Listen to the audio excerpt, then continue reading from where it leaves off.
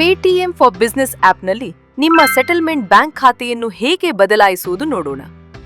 Paytm for business ಆಪ್ನು open ಮಾಡಿ, ಎಡಭಾಗದ ಮೇಲಿರುವ ಮೆನು ಆಯ್ಕೆಯನ್ನು ಟ್ಯಾಪ್ ಮಾಡಿ, ನಂತರ ಸೆಟಲ್ಮೆಂಟ್ ಸೆಟ್ಟಿಂಗ್ಸ್ ಆಯ್ಕೆಯನ್ನು ಟ್ಯಾಪ್ ಮಾಡಿ, ಚೇಂಜ್ ಬಟನ್ನು ಟ್ಯಾಪ್ ಮಾಡಿ.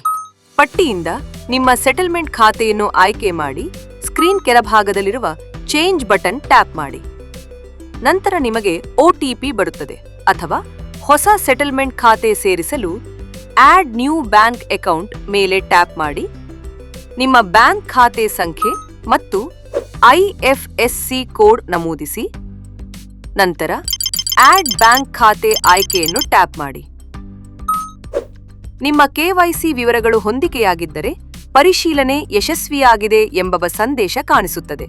ಹೊಂದಿಕೆಯಾಗದಿದ್ದರೆ ಅಗತ್ಯ ದಾಖಲೆಗಳನ್ನು ಅಪ್ಲೋಡ್ ಮಾಡಲು ನಿಮ್ಮನ್ನು ಮತ್ತೊಂದು ಪರದೆಗೆ ಕರೆದೊಯ್ಯಲಾಗುತ್ತದೆ. OTP ಪಡೆಯಲು ಕನ್ಫರ್ಮ್ ಬಟನ್ ಟ್ಯಾಪ್ ಮಾಡಿ. OTP ನಮೂದಿಸಿ, ಕನ್ಫರ್ಮ್ ಬಟನ್ ಟ್ಯಾಪ್ ಮಾಡಿ. ಆಯಿತು, ನಿಮ್ಮ ಸೆಟಲ್ಮೆಂಟ್ ಖಾತೆ ಯಶಸ್ವಿಯಾಗಿ ಬದಲಾಯಿಸಲಾಗಿದೆ. ಇದು 15 ನಿಮಿಷಗಳಲ್ಲಿ ಅಪ್ಡೇಟ್ ಆಗುತ್ತದೆ. ಪೇಟಿಎಂ ಮಾಡಿ.